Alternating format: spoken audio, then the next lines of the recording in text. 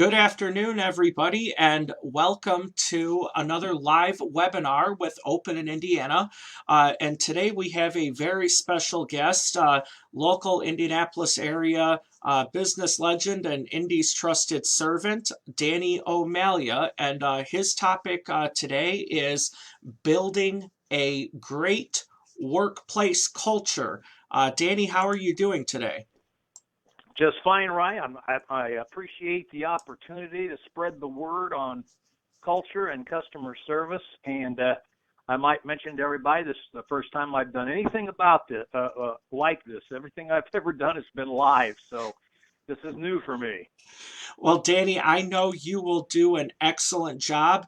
And to all of our viewers that are watching today, during this broadcast, we invite you to ask Danny your questions, anything regarding his presentation or building a great workplace culture for your business. So, after Danny's presentation in the second half of this broadcast, we will ask Danny your questions. So, stick around because you don't want to miss those answers. And Danny, I'm going to turn it over to you. And your presentation is now live for our viewers. Okay, thanks, Ryan, and welcome all you Open in Indiana devotees. This is Danny O'Malia, Indy's trusted servant. As you can see up there on the screen, all of my contact information is there. We're going to talk about culture, which is how I begin each one of my either customer service trainings or keynote speeches. And culture is what makes a company what it is, and is also what determines the level of customer service. So we're going to talk a lot more about culture than we are service today. Next slide, Ryan. I always start my programs, or at least I have since 2014, with a bit of a downer, but there's a reason why I do this. The picture that hopefully is appearing there is of my late daughter Shannon and her two sons, two of my grandsons, Connor and Danny Hall. And on July 27th, of 2014, Shannon was murdered by her ex-husband, who then killed himself. All this took place in the blink of an eye, leaving the two boys without parents. Luckily, my daughter Colleen and her husband Doug have taken the boys in with the help of my wife Rita and myself, and they're doing well. But the quote there, "You've got what it takes, but it's going to take everything you've got." This was Shannon's last Pinterest quote or post. I am not on Pinterest. I've always considered that kind of a ladies' thing. But my daughter Colleen is on Pinterest. And sometime after the tragedy took place, she sent me this quote. And Shannon was talking about the difficulty of going through the divorce, not knowing what was to come. But she says, "You've got what it takes, but it's going to take everything you've got." And it occurred to me that obviously going through the divorce, or going through any divorce, is one of those difficult things, maybe especially when children are involved. And that quote kind of sets it up to talk about culture, because it's not that easy to build a great culture. It's even more difficult to maintain a great culture.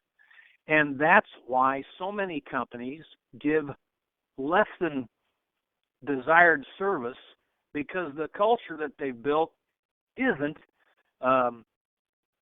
good for giving service. And believe me, every organization has a culture, every family has a culture, every city has a culture, and so on and so forth. So you can't avoid the culture, you better build a good one. And I want to start with a few culture statements from some companies you're familiar with. Next slide, Ryan. So that you get an idea about culture. One of my clients, I almost skipped the most important one. The first culture statement I'm going to share with you was Joe O'Malia's culture statement. As many of you know, Joe O'Malia opened his first store, O'Malia Food Markets, in 1966. He was 45 years old. I was a freshman in college at the time. And this was the way he had done his 37 years in the grocery business. I should say maybe 33 years, minus 4 years in the Navy in World War II, with this philosophy. People don't care how much you know until they know how much you care. Now, a lot of people would think that the people Joe is talking about would be the customers. That's true, but that's not the only people he's talking about. He's also talking about the employees who have to serve the customers. He's also talking about the vendors, the organizations that sell all the products and services to the company. And he's really also talking about me and my wife and our family and all our friends and all our neighbors and etc. That's who the people are. You've got to make sure that you let everybody, your employees, your customers, your vendors, the community, know that you care. And then they'll care how much you know. And that was really ran through the core of O'Malley Food Markets from 1966 until we sold to Marsh Supermarkets in 2001, and there was still some of that left during the Marsh Supermarkets years. Now one of my clients here in Indianapolis is OSIP Optometry. And OSIP Optometry has, at the last count, about 22, 23, eyeglass stores with optometrists, and they sell eyeglasses and frames and so on and so forth. And when you enter an OSIP store, you see this poster. Everybody that enters OSIP sees this poster. And this is a culture poster. Laser technology from Mars, customer service from Mayberry. The point is that we all know in this day and age that without technology, a business cannot function properly or keep up with the competition.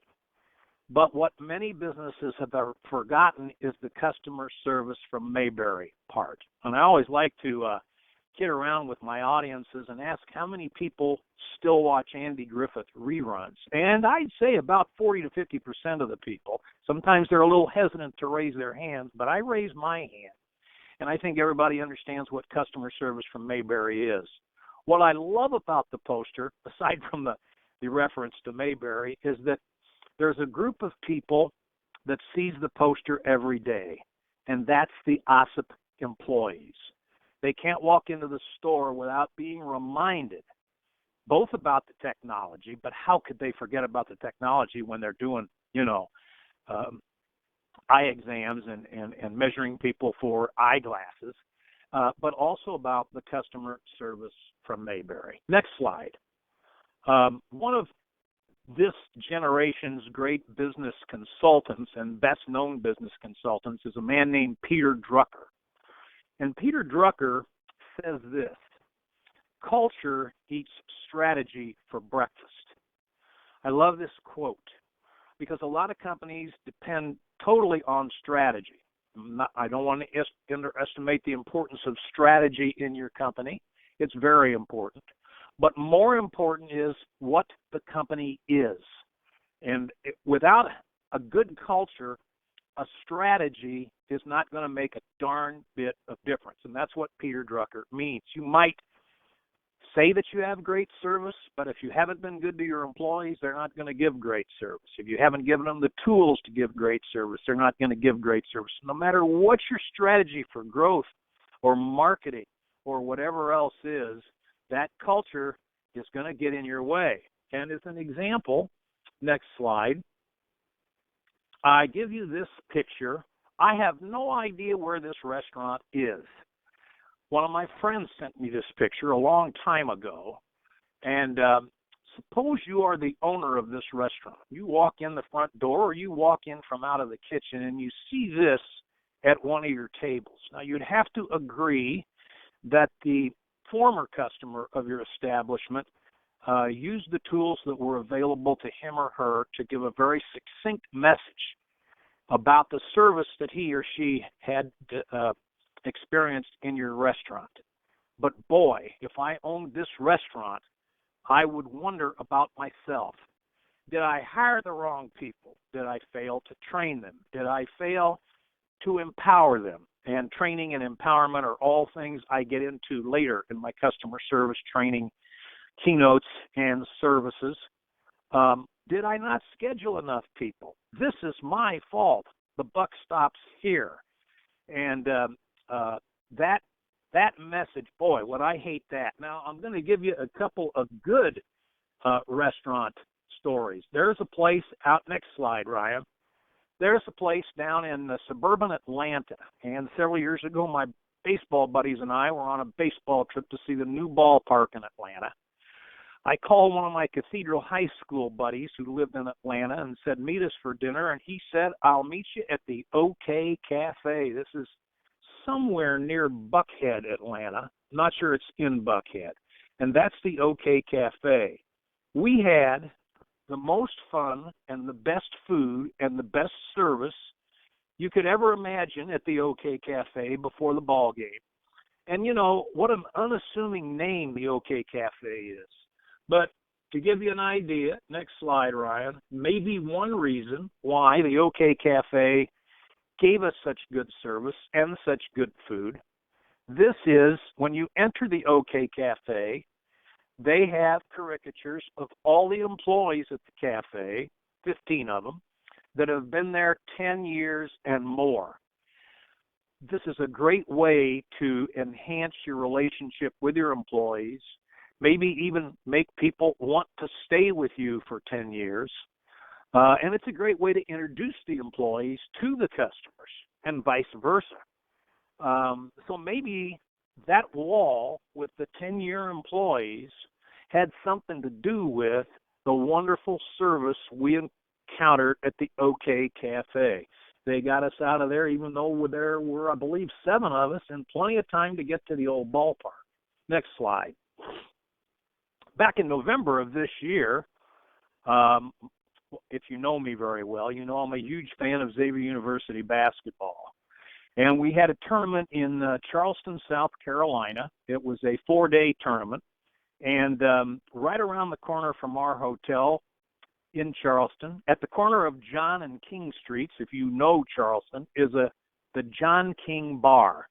And the very first afternoon after we got in late that night, we had a game later that second night there. We went into the John King Bar for lunch, about 5 or 6 of us. And when we left, when the gal brought the bills, she wrote this nice note to us. Gentlemen, thank you for stopping by. I hope you continue to enjoy the moments spent together. Many blessings. And to the 4 of you, always, forever, Chelsea. Well, not only the 4 or 5 of us went back to the John King Bar 3 or 4 times during our 4 days there, but we told an awful lot of Xavier fans about it, and they got a lot of business from Xavier fans, all from that note. So the OK Cafe in suburban Atlanta and the John King Bar in Charleston, South Carolina are 2 places with great cultures. Now I'm going to talk about a place that I don't have much respect for their culture.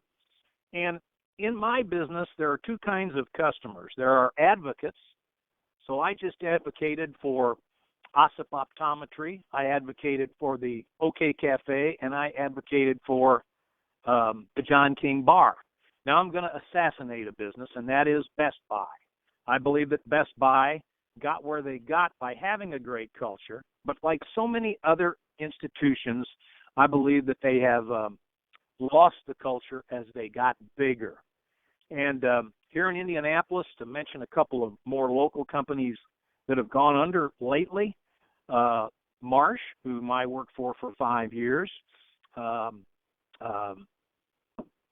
H.H. Gregg, another company, that were great at one time, but somehow or other as they got bigger, they lost some of that. And I always like to share this story from one of my clients about his experience at Best Buy. This was in Terre Haute, Indiana. I was speaking to a group of people from a fast food restaurant chain with about 240 fast food restaurants in 4 states, Terre Haute being the midpoint of all those restaurants.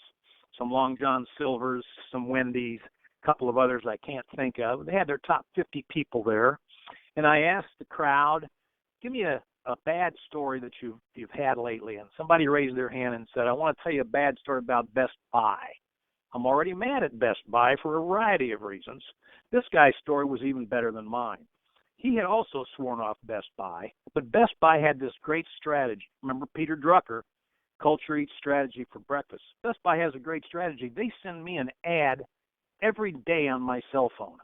I love deleting that ad because I'm never going to shop at Best Buy again unless I'm forced to. Let me tell you my customer's story.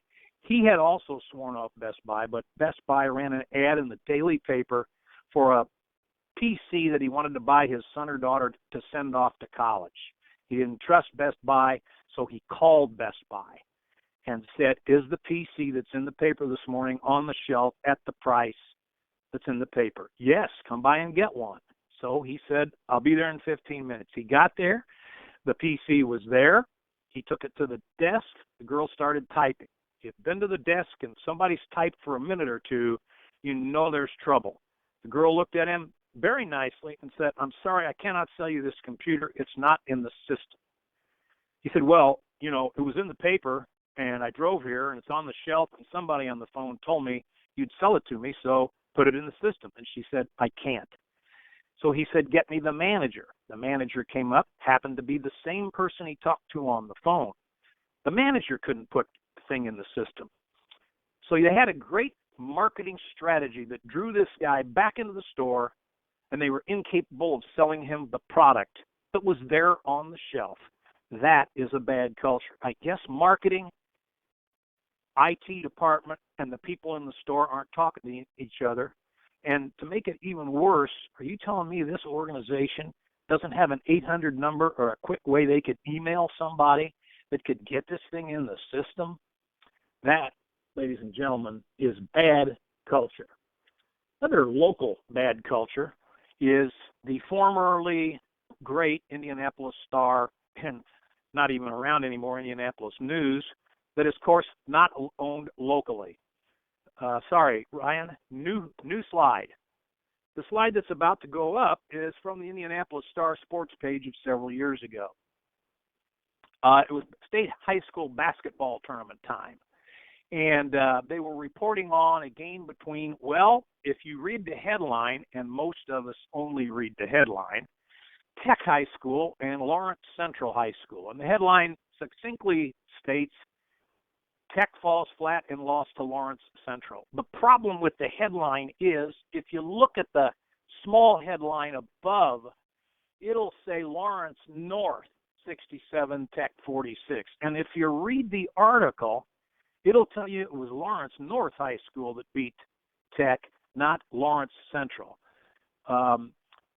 I always call it the Gannett Star, but Gannett has since sold it to some other organization I don't even know the name of. They don't know there's a Lawrence North and a Lawrence Central. Nobody that writes headlines and articles is talking to each other. And so I would think 90% of the people that looked at that didn't read the article, didn't see the small sub-headline, didn't attend the game, thought it was Lawrence Central that beat Tech. I could give you 100 examples from the Star, not to mention the fact that they sometimes report the news 2 days late. Another great culture gone bad. The Star didn't get where it got.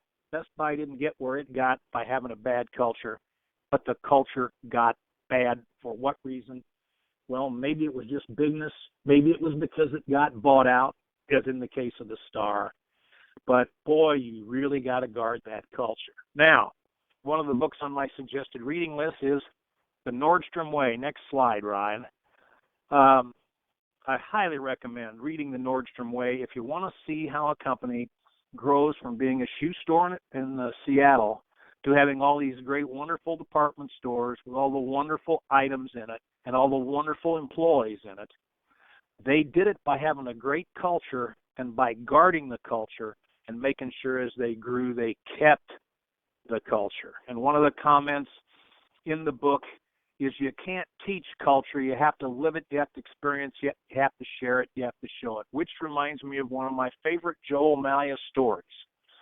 Joe would say things like this to me. I probably shouldn't have to tell you this, but just in case, don't get mad that I'm going to tell you because you probably already know. When you go to one of our stores, or when I go to one of our stores, you and I are going to park as far from the front door as we can. I already knew that, but I let him go ahead. And he said, if you'll watch, if we do it, everybody else will do it. It'll become part of who we are, which was his late 1970s, early 1980s way of saying it'll become part of our culture. But we didn't have a term corporate culture in our society yet. It'll become part of who we are, and we won't have to make another rule about it. More on rules in a minute. As time went by, I watched this happen, and so the best parking spaces were saved for the customers. One of my jobs at O'Malley's back in the day was public speaking, and I developed a speech on how to be a smart grocery shopper. I gave it for free to Rotary clubs and Sertoma clubs and sorority groups and so on and so forth, small business groups, how to be a smart grocery shopper. And my dad had me start that in 1975. Well, by about 1988 or 89, I'd given several hundred of these speeches, and I got a call from a gentleman who said he'd just been named manager of the L.S. Ayres store in Glendale. Now, for those of you who are new to Indy, or semi-new to Indy, L.S. Ayres was the big local department store chain with great stores that in the early 90s got sold to Lazarus, that then got sold to Macy's, and now Macy's has closed the store in Glendale. But I'm jumping ahead of the game. This gentleman said, I just became the manager of this L.S. Ayres store in Glendale, which was a great store for a long time. And there's something wrong with the service here, and my wife heard you speak on how to be a smart grocery shopper, and she said it was a lot of fun, and she learned a lot. But I'm calling to ask you if you'll come down here and tell my employees how O'Malley Food Markets does service. That was the reputation we had developed by then. Excuse me. I said, sure, I'd be glad to. I've never done it before. Never dreaming I'd do it for a living. Okay, later. I said, how many employees? And he goes, about 60. He said, can you come down at 7 o'clock on a Monday morning? We have a 7 o'clock staff meeting once a month on Monday. The center opens at 9. I said, sure. Well, I wasn't sure exactly what I was going to say. I put some thought into it. But when I got there, the first 60 parking spaces were already taken up by the very people I was going to talk to because the center wasn't opening for 2 hours. And so I told the folks, well, one of the things you can't do is you can't take the customer's parking space. You go and park out at the far end of the parking lot. For years after that, when I was headed to the downtown O'Malley's or 56 on Fall Creek O'Malley's, if I got near Glendale, I would take a little jog and see if the employees at the department store, even after it became Lazarus, listened to me. And yeah, they were parking out. But that's not the whole story. I was having a discussion with a branch manager of a bank in Lawrence a few years ago, and I told him the story, and he goes, you say this was 1988 or 89? Well, you know, I worked there in 80 and 81 when I was in high school, and we did park out. Point being, something happened to the culture between the time this guy left and the time that new manager came in. The new manager sensed something was wrong. And I'm not telling you that the parking was the whole reason something was wrong, but the parking was a symptom of a culture that was collapsing around itself. And matter of fact, they ended up having to sell. Next slide, Ryan. Boy, I'm having a hard time remembering to tell Ryan, who I'm not even in the same room with, to forward these slides. Another great culture statement from one of my favorite companies. I wish I could call them a client of mine, but frankly, they might not need me because they still give such great service, and that is Chick-fil-A. And Dan Cathy's the son of the founder, Truett Cathy, and he has a YouTube thing that he talks to his employees, and it's called Dan's Toolbox. And you can get on the Chick-fil-A website and find Dan's Toolbox, and he'll share it with you. And in one of his episodes, he says, our light shines brightest when it isn't on. And, of course, that refers to the fact that Chick-fil-A is closed on Sunday. I like to ask my attendees of my events, who's ever driven into a Chick-fil-A on Sunday and go, doggone it, but then you go, but you know what, give them credit. It brings a higher class of employees in to work for Chick-fil-A. It's a great employee benefit, and it sets them apart. I don't recommend McDonald's or Burger King or anybody else close on Sunday, but it works for Chick-fil-A. It sets them apart, and it's part of that culture that sets them apart. Somebody sent me this little ditty a couple of years ago. Next slide, Ryan. And I love it. I mean, gosh darn, you go into Chick-fil-A, go to the restroom, there's flowers in there. And you know what? The customers take care of Chick-fil-A. Culver's is a little bit like Chick-fil-A in all these ways, too. Somebody sent me this little funny.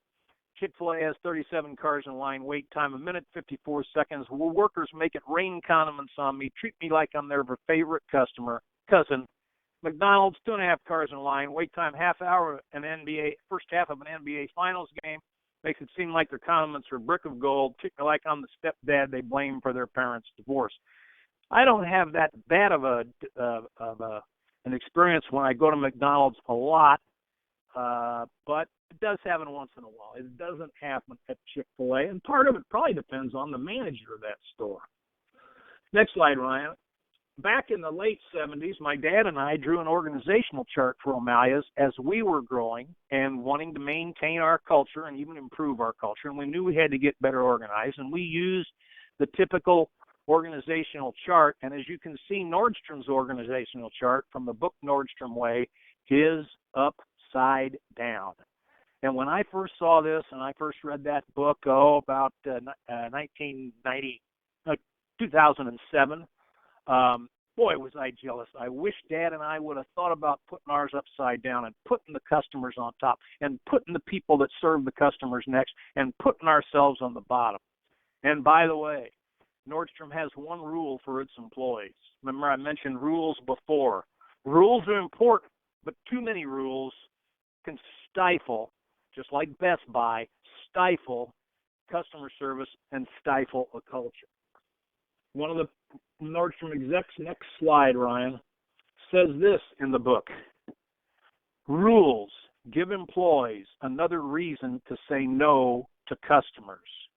That's why we hate rules. So at O'Malley's, we tried to have as few rules as we could, and we also let people know that the rules on dress code we would be pretty strict about, but the rules on giving discounts to customers for whatever reason, we would be much less strict on because we wanted that customer taken care of at all costs. And I love this slide here. That is the famous One America sign downtown at One America Insurance. Don't look at what's on the sign yet. Don't even look at what's on the slide yet. But when I was downtown the first time, I didn't have a camera. But next time I took a picture, and what was on the sign then wasn't what was on the sign at first. What was on the sign then was I before E except after C. Weird. I'm a former English teacher. I gave that spelling test to 7th and 8th graders for 4 years, every Friday, 25 words. And the only spelling word anybody can remember is I before E except after C. But it doesn't work every time.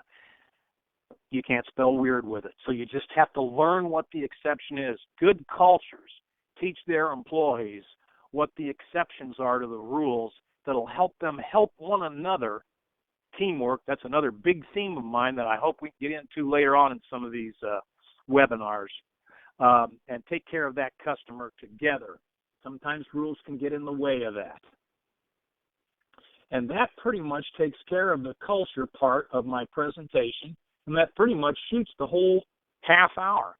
So, Ryan, I guess I'm ready for questions if there are any. Well, Danny, I'd like to start by asking you a question. What are some examples that organizations can use to keep their workplace culture in a remote work environment? Well, it depends on how remote, but O'Malley's is probably somewhat of an example. You know, started out with one store, ended up with 9 stores and a headquarters with a bakery, so 10 places.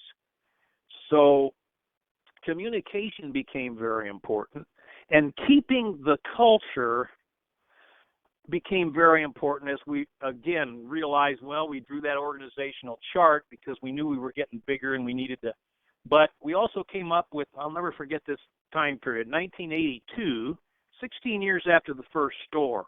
At this point, we had 5 stores, but in 1982, we were going to open 2 stores in 1 year. And so we said, oh my gosh, we're going to have to get a lot more employees at one time, but we also got to make sure that we don't lose touch with the existing employees. And we got to make sure these people, we get them, the term we use today is onboarding, right? We got to get these people onboarded. So we came up with new employee orientation. And we ran all of our old employees through new employee orientation so they could see what the new employees were going to see. We had Joe come in and give a little history about how he started O'Malley's and everything he had to overcome. We had the employee relations representative come in and talk about the benefits of O'Malley's, and then I would come in and talk about service, okay? And we didn't know what we were doing, so we changed it a lot the first couple of years, and it became a very, very big part of keeping that culture and making sure everybody was getting the same message from us. It's really important. The messaging is really important, and everybody's got to get the same message from management, if that makes sense. There's a million other things, but making sure that you get people on board, and a new employee orientation program is a good way to do it, especially if you're going to grow.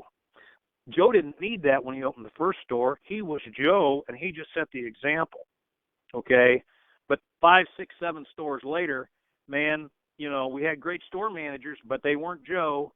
So we needed Joe, and we needed these people on board. Does that make sense? Yes, it does. Thank you.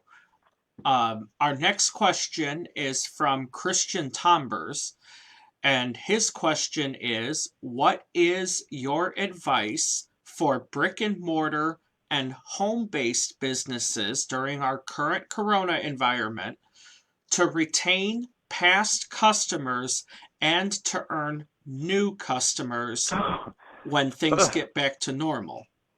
Well, hi, Christian. um, that's a tough one for me because I was in one of the businesses that's doing really well right now, the retail grocery business. Okay, but I think to the extent that you can, and this is where technology can come in, is keep in touch with the customers, even if they're not doing business with you. Okay, depending on what kind of a base you've got, information from your customers. I know that I look around at the restaurants, for instance, the restaurants that are still doing carryout and or delivery versus the restaurants that just shut down. And some of the very good restaurants have just shut down. Did they not have the ability to morph themselves into a carryout and delivery place, or the desire, or what? But I would say just keeping in touch and letting people know you're there is really, really, really important. Absolutely. Christian followed that up with what do you think will be the new normal in business and customer service? I don't think there's ever going to be a new normal, nor really has there ever been one. I believe just go back to the OSIP optometry, customer service from Mayberry. I believe that personal touch continues to get more important than ever in this high-tech world. One of the books that's on my suggested reading list, I got a couple of oldies on there. One of the books was called Megatrends, and it was written in the mid-'80s, and it looked forward to business changing, and technology had a lot to do with it. And one of the chapters was Rust Belt to the Sun Belt, and one of the chapters was a manufacturing facility to an information facility. But running counter to that was high tech versus high touch. Now, this was the mid '80s, and the point they made was for every automated teller a person runs into, they're going to want to talk to a person. And I would say being able to talk to a person is still going to be important. And a lot of people might say, well, millennials on down, I don't know if they want that or not. They're human beings. So I think having a personal touch is going to be more important than ever when we come out of this. Great. Well, Danny, I don't believe we have any other questions here, so I will put your contact information back up on the screen. Would you like to tell our viewers how they can get in touch with you if they want to hear your full presentation or contact you to help them get their culture set up? Abs- Absolutely. Yeah, you got the contact information back up there. You can call me at 317-413-9062. That's 317-413-9062. You can email me at Danny O'Malia, Omalia, no apostrophe, at gmail.com, or you can go to www.indiestrustedservant.com. And I might take the opportunity to mention that I have a radio show that you might want to listen to Wednesdays at 4:30 on 91.9 FM and online at 919witt.org. It's called the Indy's Trusted Servant Show, and it's lively local small biz and community talk where you can feel the pulse of Indy. You can also go to former episodes of the show on Open in Indiana, right, Ryan? Yes, sir. Just visit www.openindiana.com/Indy's Trusted Servant. There you go. And just to give whet people's appetite, tomorrow we are doing reruns now because of the coronavirus. We, can't get into our studio and be in a small studio with three people hunched around a table and some microphones. And the next two shows, tomorrow's show is David Burston. David Burston was the information director for the Indiana State Police for an entire career.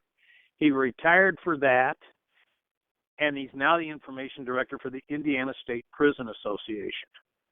So you talk about an interesting perspective for the Indiana State Prisons, not Prison Association. Interesting perception going from, across the fence from law enforcement to helping run the prisons. Next week's guest is Tony Trent, the father of the famous Tyler Trent, the cancer victim, the Purdue kid. And Tony talks about the book that Tyler started when he was first diagnosed with cancer, back when he was about 14, that Tony finished up for him, and it's called The Upset. You might remember we were introduced to Tyler Trent the night Purdue upset Ohio State in October of 2018, and he became kind of a poster boy for cancer victims and everything, and died within about 2 months of that. And that's just a heart-rending show. So Dave Burston tomorrow, Tony Trent next week. More interesting stuff to come, and we'll get back on new episodes as soon as we get off this lockdown. Right, Ryan? Absolutely. I'm looking forward to it, and I'm looking forward to seeing everyone being able to get back out and support their favorite local business again. And visit Open in Indiana as well, right, Ryan? Absolutely. So, Danny, Okay. thank you so much for being our guest today, and thank you to all of our viewers for watching. Don't forget to join us again on Thursday, April 16th at 7 p.m. for a very special evening presentation of Keeping Your Vision in Adversity. That will be facilitated and presented by Terry L. Moore with Terry L. Moore and team. Everyone, my name's Ryan Henry, Idea Guy for Open in Indiana, saying thank you very much for watching. Catch our next webinar soon.